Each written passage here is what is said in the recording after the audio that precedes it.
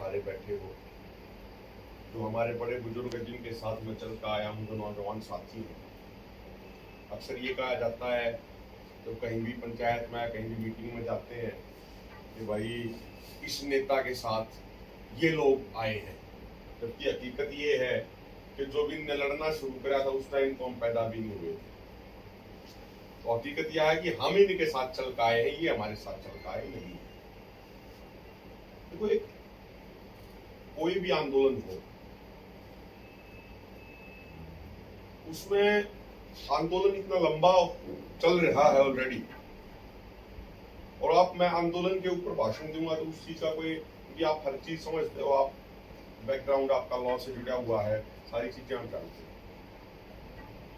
सवाल ये है कि आंदोलन काफी लंबा चल रहा है और अभी ये भी नहीं पता आंदोलन और आगे कितना लंबा चलेगा। जब शुरुआत में आंदोलन की शुरुआत हुई थी तो एक तरह थोड़ा सा सब साथियों से निवेदन है कि सब फोन अपना रख ले एक बार, सारे के सारे सब साथी फोन रख ले एक बार। तो जब आंदोलन की शुरुआत हुई थी, सब लोग ऊर्जा के साथ गए थे और जिस ताकत के साथ गए थे तो सबको ये उम्मीद थी कि भाई सरकार जल्दी ही मान जाएगी। लेकिन सरकार का रुख ये मान लो कि इस तरीके का रहा कि सरकार जैसे ये ठान के बैठी थी हमने बात माननी है ही नहीं। तो आंदोलन जब काफी लंबा हो जाता है, आंदोलन की कंटिन्यूटी काफी लगातार हो जाती है, तो हमने भी फिर अपना स्ट्रेटेजिकली काम करना होता है। जिस तरीके से पहले क्या था कि पहले हर गांव से 100 आदमी है, 100 आदमी गए हुए हैं, लेकिन अब 10 महीने तो ऑलरेडी हो गए, 9-10 महीने और आगे वो पता नहीं आगे और 9-10 महीने भी बैठना पड़ सके है।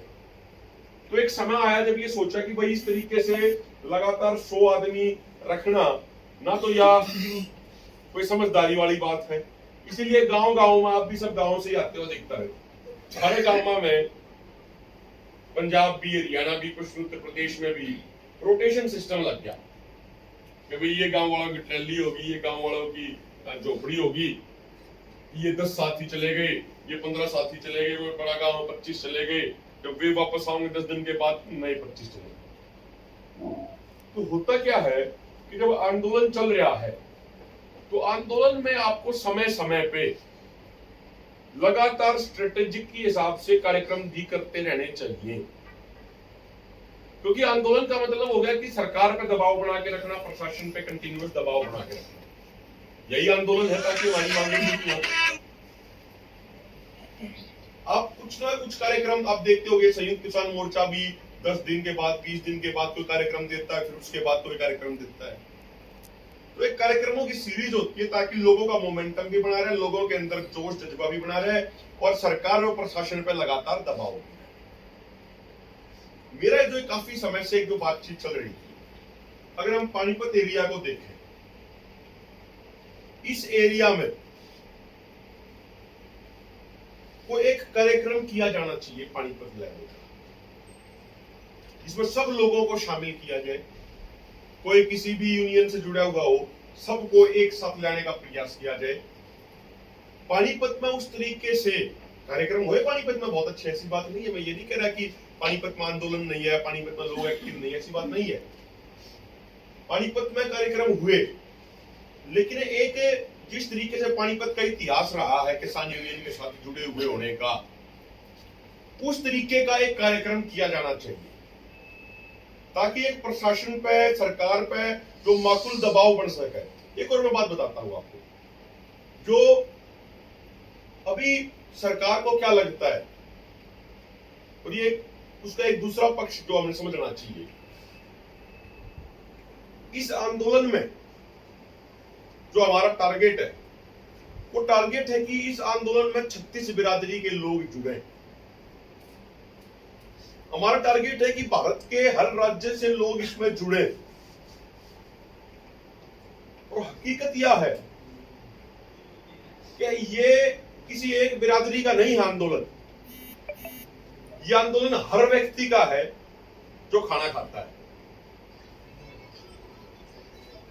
वो चीज हमने समझनी पड़ेगी। और जब हमारे कार्यक्रमों में जब 36 बिरादरी की भागीदारी दिखेगी हमारे पंडित जी हैं वे भी आगे, गुर्जर हैं वे भी आगे, राजपूत हैं वे भी आगे, जाट हैं वे भी आगे, यादव हैं वे भी आगे, दलित भाई हैं वे भी आगे, सारे के सारे आगे, हिंदू भी आगे, मुसलमान भी आगे, सिख भी आगे, सारे आगे। जब आप एक व्यापक चीज करो हो, उससे बहुत ज्यादा प्रभाव पड़ता है। अब उदाहरण के तौर पे मुजफ्फरनगर की पंचायत में, या आप इस पूरे आंदोलन में उठा के देख लो, उस पंचायत में नारा हर हर महादेव का भी लगा, अल्लाह अकबर का भी लगा, किसी दूसरे नेता ने सत श्री अकाल भी कहा, लेकिन मीडिया ने, गोदी मीडिया ने एक चीज पकड़ के दिखाने लग गए, क्योंकि वो उनका कमजोर पॉइंट था। इनकी राजनीति शुरू होकर वहीं पर खत्म हो जावे है कि हिंदू मुसलमान कर दो, जाट पंडित जी और यादव गुज्जर दलित इनका विभाजन कर दो। मैं किसी एक पार्टी की बात नहीं कर रहा, किसी पार्टी ने यह विभाजन 21 कराया है तो किसी ने 19 कराया, फर्क इतना है, लेकिन राजनीतिक रोटियां हर पार्टी ने सेकी है। किसी ने मुस्लिम तुष्टीकरण की राजनीति करी तो किसी ने हिंदू तुष्टीकरण की राजनीति करी, किसी ने और तुष्टीकरण की राजनीति करी। कोई ज्यादा है इस काम में तो कोई कम है, लेकिन है लगभग मोटे मोटे सब। तो इसलिए मेरा एक निवेदन, उसी लेवल पे आंदोलन में एक्टिवेट नहीं दिखेगा तो जो दबाव बढ़ाने का टारगेट लेके हम चल रहे हैं, कहीं ना कहीं आधा परसेंट 1% उस टारगेट में कमी रहेगी और रह सकती है। इसलिए कोई कार्यक्रम 15-20 दिन का समय लेके आप अलग अलग गांव से आ रहे हैं, हम मेहनत करेंगे, हम कोई नेता नहीं है ना, अपने आप ने नेता मानते, हम तो उस चीज में विश्वास रखते भाई काम करना पड़ेगा। गांव में 50 लोगों की मीटिंग ले हुए हैं और मुजफ्फरनगर में थे तो 15 लाख लोगों के सामने भी बोल रहे हैं।